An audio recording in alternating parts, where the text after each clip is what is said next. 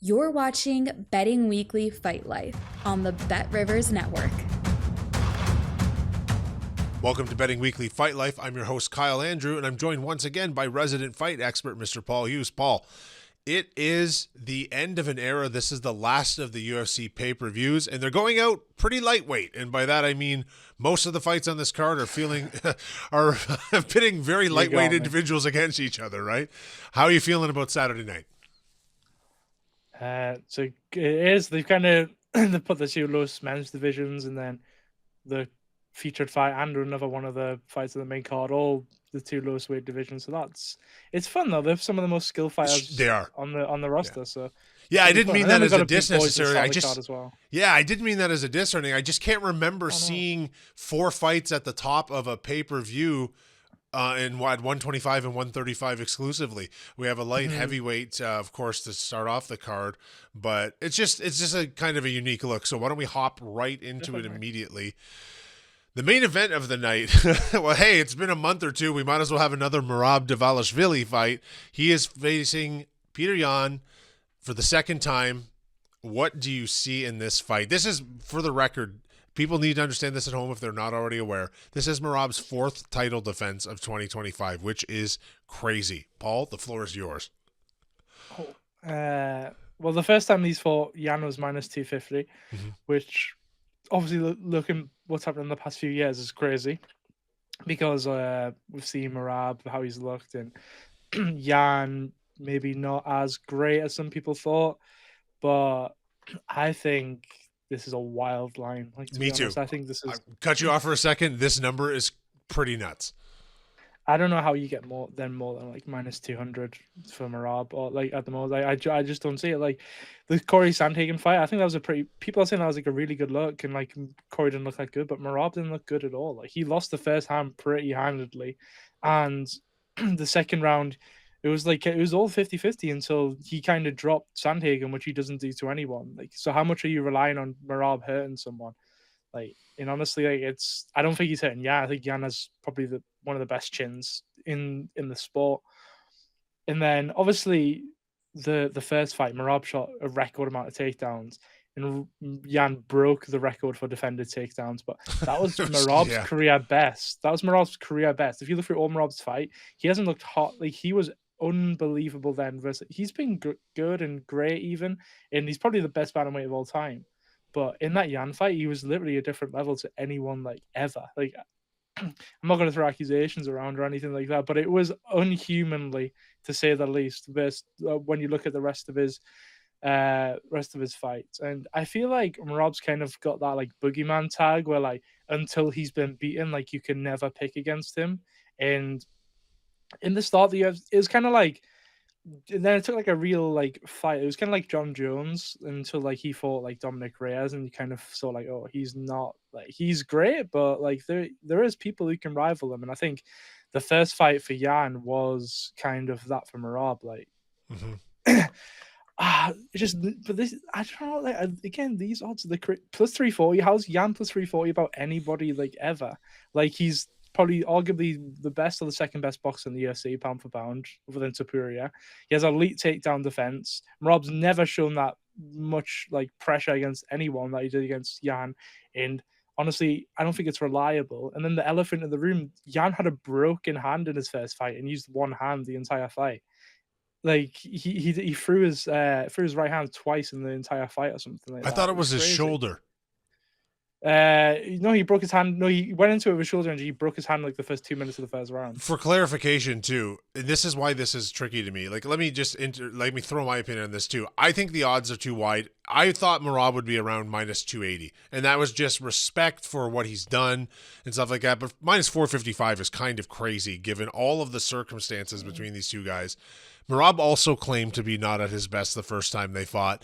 So to get a read on that from this angle, who really knows with these guys?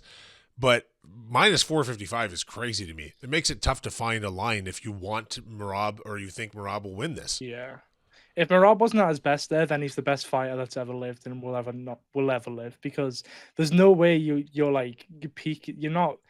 Because that was his peak of his career, like as far as the performance goes. And if he bests that here, then I'll just hold my hands up and say he's probably pound for pound number one in the sport, honestly. But maybe Yan, I feel like Yan can mix takedowns here again. So as far as we know, like he had a hurt shoulder, he broke his hand in the first round, and he literally couldn't do anything. Which I'm kind of giving him a pass for that, but Sure. not really, because Merab was like incredible and was able to push a real pace. But then when I'm looking back, so against the Corey fight, I don't think that was as good as people mentioned. Against Umar, that was very 50-50. I think Merab won it on the last 60 seconds of the fifth round. And I feel like that's kind of how this fight's going to play out. It's going to be similar to the Umar one. I think Yan's going to win probably every second on the feet, to be honest, though. And I feel like he's going to have more success defending the takedowns even than he did in the first one, because he's got two functioning arms and shoulders and hands. So I don't know. I think Yan grows into fights as well, which kind of counteracts Merab, because he kind of grows into fights too. So I feel like they're going to be peaking at the end. And I think Merab he said that he doesn't get tired. No, he said he does get tired, but he kind of just pushes through it. And I feel like you can kind of see it, because when you're looking at him in the corner sometimes, like, he's kind of is puffing, but like he knows what it takes to win, and how much like he has to put in it to win, and what it means to him. So you can't doubt his heart, but I don't understand how you get minus 455. Again, as I said, he's not like he's chinny too. Like he is pretty chinny. He's been dropped and hurt by Henry Cejudo and Marlon Moraes, and I don't know. I could go on about this for ages, but the point is, Petr Yan shouldn't be plus 340 against anyone in the world ever. And Merab said something I found concerning this week. It was kind of just an off-color comment that he made to the interview. Yeah, it was, in one of his interviews, he just mentioned how difficult the weight cutting is, and this is the fourth time he's doing it this year. At some point, Merab to me is sort of on the list of, I'm not really willing to bet against him until he loses, but he's going to have to lose at some point. And if he loses, to me, the volume and frequency with which he fights at is going to be a huge determining factor. This is the fourth title defense this year, and with the exception of the Sean O'Malley rematch, they've been really hard fights, man. This is not a light schedule, and this is a terrible way to end a fourth title defense in a calendar year against Petr Yan, who is definitely going to be better than the first time out, because there was something clearly wrong with him. Whether you put any weight into what you've said about injuries or whatnot, it doesn't matter. There was something wrong with him. And I don't know how they got at this number. Like, for me, I'm not touching this unless, I don't know. I think Merab is going to win, but I don't have a line on him. Were you able to find anything? What do you like as a bet in this fight? I think you just pay Petr Yan, because you can't be wrong. Like, the only way Merab covers minus 455 is if he ragdolls him for 5 rounds again. That's the only way and that's without Petr Yan having any improvements. Like, 455 is a crazy number. And Yan, as I said, Merab, that was kind of something I don't really consider too much, because it's hard to put a price on weight cuts and stuff. But if we're going to talk about, like, he does not look great, like, and he's saying that he doesn't feel great. And Yan looks like he's in his career best shape. He looks like looks like a man possessed. Like, I don't know if you've even seen it in the week. Like, and then Merab even seemed off at the press conference. Like, he didn't seem himself. That's what I'm saying, man. I don't put this into my capping, because it's hard to find a number for that. You can't really like say like, oh, this percentage towards this. But Yan, best boxer in the UFC, his takedown defense is elite, especially with 2 hands. And I think at worst this is a close fight. So plus 340 on Petr Yan. I'm happy to take it. Paul, just a quick question for you, and I'm wondering this because I have a pick later down the card that I wrote about for the Betting Weekly Insider newsletter, which you should subscribe to if you don't already. BettingWeeklyStudios.com. Is that the correct address, Paul? I think it is. I don't have my ad read in front of me. I deleted the text box. BettingWeeklyStudios.com. Subscribe to the newsletter. I just interrupted my self with an ad read, but why not? To me, this is. I don't know if you're feeling this way. This is kind of a math play, right? Like, if you're getting this number on Petr Yan, who could win this fight, and Merab, who's going to have to lose eventually, this is a good number to get. What, like, do you believe Petr Yan will win this fight, or are you half believing that and half just simply taking this great line? No, gun to my head, I'm picking Merab. Like, sure, I get win this fight. Like, just a pure numbers perspective, like, I don't know how you can get bigger than like 55-60% for Merab at a push. Like, minus 455. Yes, I don't know what more I can say about it. I know I've been on a bit of a tangent about just how the price is, but as I was saying before, everyone looks unbeatable until they are beaten or until they are pushed like that. Merab's already lost twice in the UFC. Yan's been there. He's looked his career best. He says his motivation's more than ever with his kids and stuff. Again, but his boxing, his grappling, everything. He's just such a complete fighter. I don't understand how you get plus 340. So yeah, it's just a math play, just a numbers play. Yeah, and for me, if I do anything on this fight, that's exactly the bet that I'll be making as well, because I can't find anything in Merab I like. His takedown total is high, and the number on it's not great. And Yan has proven very effective at stuffing those takedowns when he's injured. So let's just keep rolling through here. On to the next one, another title defense, this time in the flyweight division, and I am looking forward to this fight so much, Paul. Alexandre Pantoja versus Joshua Van. And whether or not you believe Joshua Van is ready for this or deserves to be here, it's going to probably be a very interesting fight, isn't it?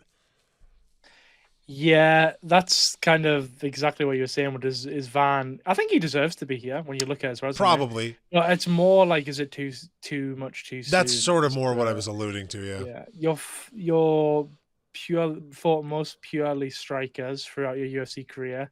You didn't start training wrestling until 2023 when you were 22 years old, and now as a 24-year-old, you're fighting for me, the best flyweight of all time, with probably the best back taker in UFC history, best rear naked choke ever.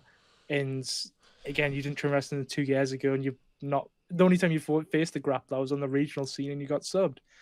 It's just like, when you put all these things in perspective, like, it looks like it's too much too soon. But then you look at the way he handled Brandon Royval, which I didn't think he was going to do, and look at the way he bounced back after a loss to Charles Johnson, where he was knocked out and came back and looked a career best in his next fight. Like, he's a serious prospect, and I think he one day will be a champion. I just don't know if his time's now.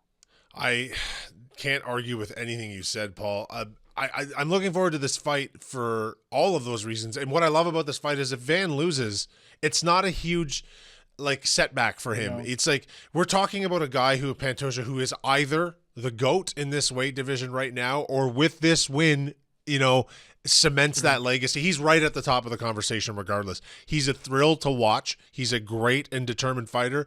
He gave one of the most heartfelt post-fight win speeches I've ever heard in my life. I damn near teared up. And he's a pleasure to watch. He's, for all the reasons you said, I think this is too soon for Van. But when you hit as hard as Van does, you're always in a fight. But Pantoja, man, this guy's good. He's so skilled. He's impossible not to like, and I can't see him losing this fight, and I would certainly not bet against him. If I'm Van's coach, I'm telling him just he has unbelievable body work. I'm always telling him to just rip the body as much as he can, pressure him, get up close and rip the body. And I think that's his path to success, honestly. I think he could probably finish Pantoja a bit later, because Pantoja gasses, but he's kind of like Merab, with like half the gas tank, but the same amount of drive to he'll never give up. He knows what he's fighting for, and he always pushes through adversity. So I think Van rips the body. He could find success. Yeah, but I think it's generally could be insta-sub on the mat. Like, if he takes his back once, I think, not even just because it's Van, I think because Pantoja is that good. Like, when he's got your back, if he's got your back with 3 or 4 minutes left of the round, you're toast. Like, you're done for. Like, you can't do anything. Kai Kara-France, Kai Asakura, Alex Perez, Brandon Royval, all people that have fallen to his rear naked choke. And Van likely has the worst defense in that position of all of those guys. You only started grappling 2 years ago. It's crazy. You have better grappling than him. No, that's not true. But it's a serious thing for him to try to overcome. And again, this goes down to I don't dislike Van. This is too much too soon. Yeah, I love Van. Promotionally speaking, he certainly deserves to be in this fight. Momentum speaking, he certainly deserves to be in this fight. Would I have liked to seen him get 1 or 2 more before a title? Absolutely. But who else are you going to put against Pantoja right now? Because he's beaten everybody. They need fresh blood in these fights, and this is not a bad choice. And, they've shown respect between each other, which I like. I'm super looking forward to it. But I imagine we have pretty much the same play on this one. Paul, can we get your pick? It's slightly different because I think you're going to go a bit more aggressive than me, but I'm just going to take Pantoja to win by finish. Yeah. Plus 112.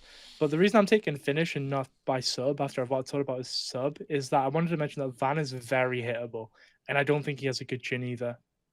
Like when you watch the Charles Johnson fight, like he got clipped and it was like lights out, like instantly. Like Pantoja has like an iron chin, and Pantoja hits hard. I think that's been underestimated. He hits hard. He lands clean on everyone he fights. Like he's one of the ones where you talk about how they worry too much about his grappling.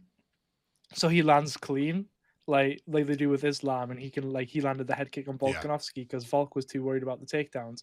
It's similar with Pantoja there, where but he hits like a truck. He does. Like, and people, I think that's very like when you look, people kind of like don't talk about that like at all, which is kind of crazy. And as I said, Van's chin, it doesn't. When I've seen him hit hard, he always seems to. He's never took anything clean.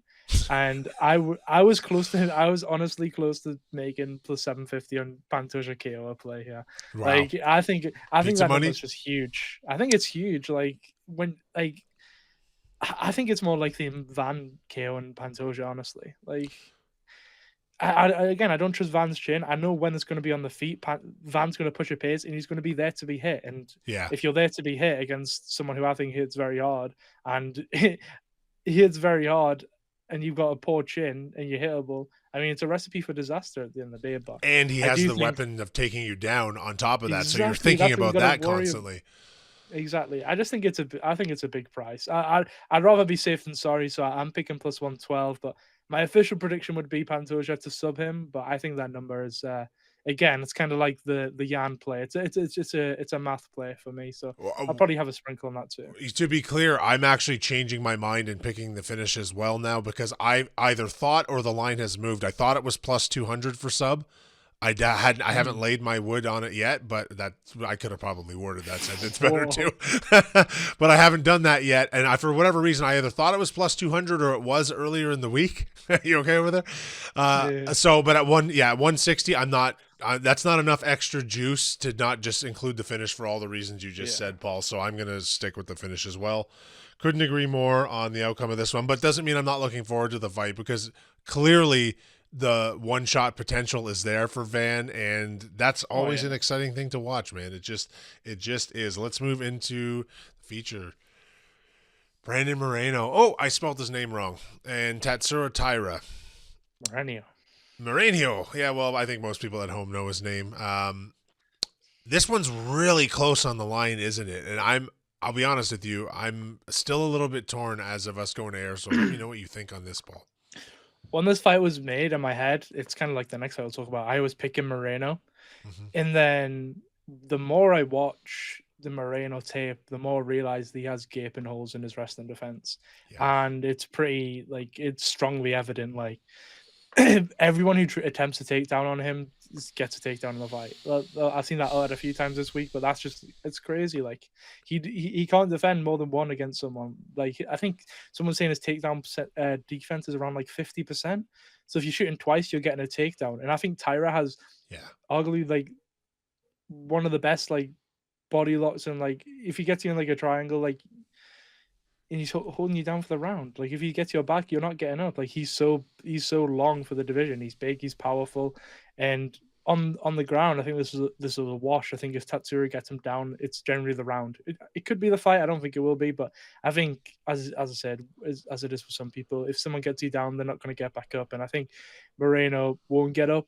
And I also think Tatsuro Taira is being underrated on the feet. As I said, he's big, he's long, and he's got power too. I think Moreno probably is the favorite on the feet, but I think it is pretty close. So when you're putting in where someone has clear, he doesn't set much of a pace. He's kind of decent all round. He doesn't excel in any specific areas. He has poor takedown defense against a big, rangy guy with power who also is a great wrestler, and when he takes you down, you don't get up.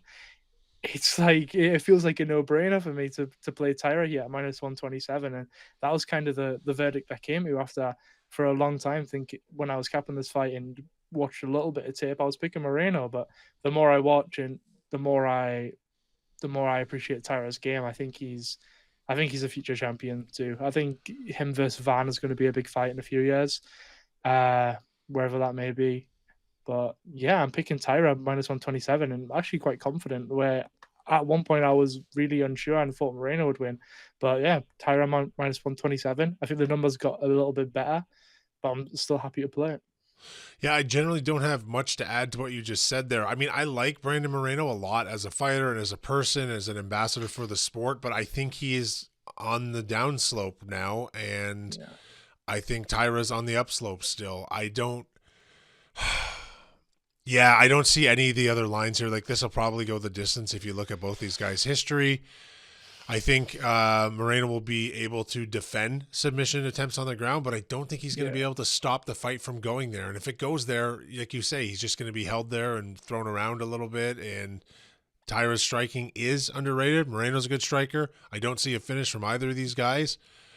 So I think the odds makers got this one right. If not, it's even a little bit closer than it should be. Yeah, I think Taira's going to get 2 body triangles and win 2 rounds clean, and then a 50-50 round on the feet in the third. Probably something like that. 3 rounds also favors Taira massively. That isn't talked about. If this was over 5 rounds, I'd pick Moreno. Yeah, because I feel like Taira, he gassed against Royval. And Moreno, obviously, he had so much experience there. But yeah, I think over 3 rounds, it favors Taira. And also, I just forgot to say, Taira's 25 and looks incredibly improved every single fight. So we'll see how he shows up this time. He looked great in his last main event spot against Park, which he dominated, which we cashed on here on the show as well. But yeah, let's see what happens. But I'm picking Taira pretty confidently. And it's remarkable how many fights he's had in the UFC at the age of 25. Yeah. You know what I mean? Same with Van. Yeah, same with Van, exactly. These are guys with both experience. Van, another thing about him is he's fought a lot this year, man. That's a lot of fights before going in up against someone that may or may not be the GOAT. Okay, let's keep moving on now. This is the fight that I wrote about for the Betting Weekly newsletter, and we can keep this relatively quick, Paul. If you want to go ahead and give me your thoughts on this, I'll give you mine, and we'll move on. When this fight got made, I was, as I said to you, I was strong. I was like, oh my God, what price is Henry going to be? And then I saw he was like plus 250 on his open, and I was like, Henry's going to win this fight. And then I kind of started watching a bit more and listening to Henry, watching his YouTube, seeing what he has to say. He's like, it kind of concerns me a bit because he fought, he retired, then he came back. And since coming back, he's looked decent. He still looked like a top ranked fighter. But he hasn't looked the same. And then his dedication to the sport as well, which kind of be seen in the build up of this fight. He looks a bit out of shape in his YouTube videos that he's been uploading, and he seems a bit like distracted. I know he's got the podcast and stuff with Usman and other things. Whereas Talbott, I see him improving rapidly. I kind of, as we said about Van and as we said about Taira, it's kind of the new gen of MMA, as if we say, like, versus the old, in all of those fights. But I think it's plus 215. Like, if I was picking a money line play, I'd still pick Cejudo. But the more and more it came down to it, I think that the line is like getting fairer. And at my head right now, I don't have a pick. Again, I'd pick Talbot if I had to make a bet, probably by KO. But Cejudo plus 215 on the money line. He's got wrestling upside. Talbot has poor wrestling defense. Kind of goes hand in hand with what I've been saying in the last few fights. So yeah, I can't fault anyone for any direction they go in this fight. Okay, well, don't fault me. Here's what I did. And this one to me is what we were talking about in the first. Like, you play Petr Yan because that number is just too good not to, given all the things we discussed here. I can't believe this line is as it is. We're talking about someone who has held belts in 2 divisions, who's an Olympic gold medal in wrestling, an Olympic freestyle wrestling gold medalist. And yes, those are all in his past. And clearly he's playing the back 9 of his career. There's no doubt about that for all the reasons you said. But he's still relatively elite in this division. And for me, I question, number one, Payton Talbott's commitment, because I just, sometimes he seems super interested, sometimes he doesn't. Now, to be clear, I think currently he's in one of those super interested positions. His loss to Barcelos, to me, is what throws this all in question to me. Because I think had he won that fight, I'd be singing a very different tune right now. Yeah. But my issue is I just don't buy his hype. And these guys, we're talking about a level of competition on their resumes here that we're not even discussing that. Cejudo's fought the best of the best in 2 different divisions. Talbott has not fought anybody, even slightly close to that range. Like, was his last win over Lima good? Yeah, it was. But who cares? Because he hasn't. And again, all this to me is, I absolutely believe in my heart that Payton Talbott can win this fight and that he might win this fight. But if you're giving me a former double champion who was slighted, and I think it was a huge mistake for Talbott to talk about how he's going to retire him and push him that way, only because we know how proud Henry is. He's such a proud guy. Love him or hate him, and I'm not a fan of the guy, he still has that determination in him. For me, this is a math play. I'm taking Cejudo at plus 215. And if Payton Talbott proves me wrong, so be it. That's fine. Good luck to him on the rest of his journey. And I'll probably be taking him in the future if he can pull this one off. But I can't find a price on Talbott I like. And if you're giving me Henry at plus 215, I'm taking it all day. That's my thought on it. It's all fair, as you said. Plus 215 on Henry. It's not. It's definitely not the worst. I think as well, he looked really good against Merab. He won the first round against Merab really clean, and he was a live favorite against Merab, a live betting favorite after the first round.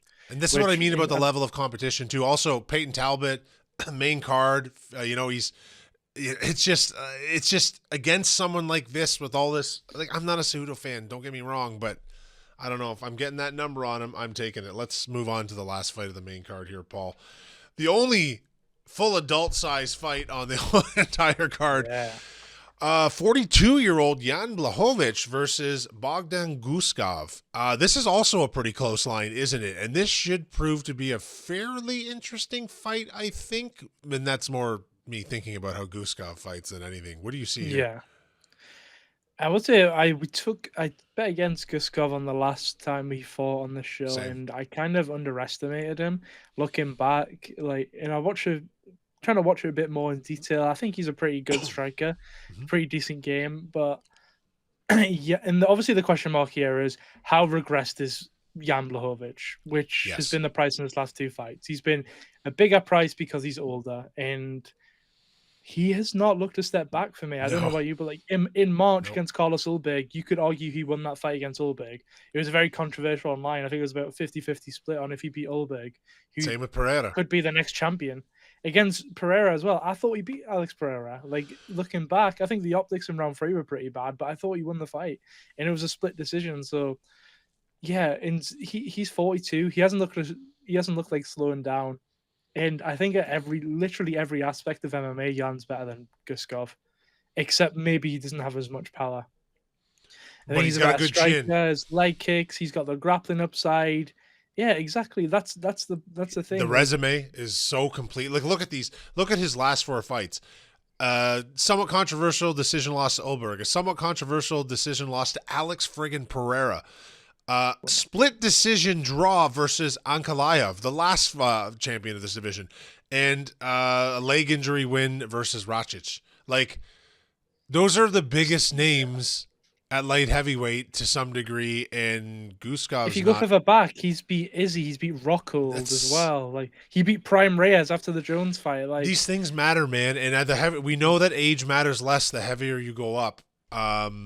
And it's like, and it's not like he showed a sign of slowing down. If he had, then no. Well, my concern is his infrequency of fighting. Now, has it been good to save the gas tank for fights like this? He's clearly not going to contend for a belt again if he's taking this fight, because this fight won't do that for him, right? He's still going to be several fights away. No, if he wins this fight, he'll fight a contender next. I think he'll fight Yuri next if he wins this. Okay, so he fights Yuri next. Will he stick around long enough at 43 or 44? I think this is his last hurrah. By the way, I've been looking at social media stories, his posts. He's kind of faded in the last 2 fights, like in the 3rd round, and as fights have gone, he's typically faded. And he's been training in the Polish mountains, high altitude and stuff for this fight. First time he's done that. But like, he's been like, he's saying like it's his last hurrah, like it's his last run. Like, if he loses to lose here, I think he'll retire. Or if he loses on this last run, I think he's going to retire. But that's kind of the thing for him. He's going for one last push for the belt, and this is where it starts. I think Guskov, don't get me wrong, Guskov, as I said, very talented striker. He could just knock Jan out, and Jan's too old. But I haven't seen anything that shows to me that Jan is too old. Again, especially the Ulberg fight. I think Ulberg's a future champion.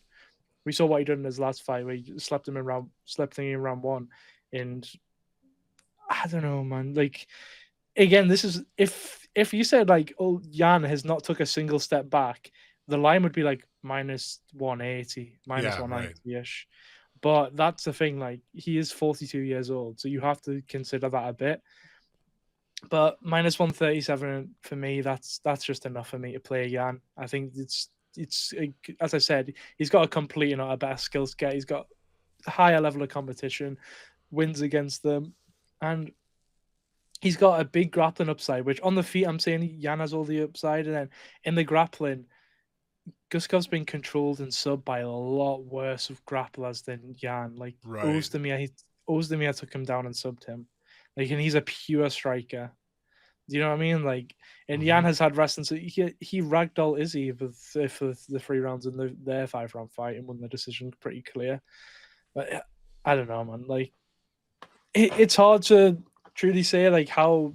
That's what I mean. When we get to age, it's kind of hard, as we said about Cejudo, as we said about Moreno's kind of fallen off, even though he's only 33. But it affects people in different ways. And for me, Yan hasn't looked a step back. I think he's all around better, so I have to play him at minus 137. Yeah, I can't disagree with anything you've said there. This to me is like, hey, if Guskov wins this fight, good. Now you're in the mix, buddy. Like, congratulations, but I would ride with Yan until I see otherwise. And it could be an interesting fight. It could be a very boring fight. I honestly don't know, but I don't disagree with your pick here, Paul, and I'll likely do the same. So that said, there's the main card. Any other thoughts? You want to review your picks? Yeah, so we've got Petr Yan in the money line in the main event. We got Pantoja win by finish in the co-main. We have Tatsuro Taira money line in the featured fight, and we have Yan Blachowicz money line in the first fight of the main card. A couple of prelims things I'd take. It is the last card of the year, so I would take Jalen Turner rounds 1 or 2 against Bob Bosa. Who else is there? Chris Duncan sub seems a good look for me, and then Grant Dawson to win inside the distance. Those would be my 3 picks in the prelim. We're not going to track those; they're just a bit of fun. So if you want anything earlier, you're watching the card earlier, then it's 3 good prices. I think they're all pretty good prices at Bet Rivers as well. So I'll be watching every second of every fight, starting in the late afternoon with the early prelims, and it should be a good one. The last of the pay-per-view era. We'll be back with you once again at the end of January when everything moves over to Paramount Plus, though Paul in the UK, me in Canada, we're still not sure what exactly that means for us, but we will find the fights and we will... Interesting that they're doing 2 back-to-back in January. An hour earlier, that's all we know. Yeah, the main card's an hour earlier. We love to see it. I don't think anyone, even West Coasters in the US, will be complaining about that because it's going to end at a really fun time for them. They can still go out afterwards, and I'm looking forward to it. I know you're looking forward to it over in the UK because you put in some brutal hours to watch these. Anyhow, folks, thanks for watching Fight Life here on the Bet Rivers Network, Betting Weekly Studios. On behalf of Paul Hughes, my name is Kyle Andrew. Join us again soon in the future. Have a good one. Thanks for watching Betting Weekly Fight Life on the Bet Rivers Network.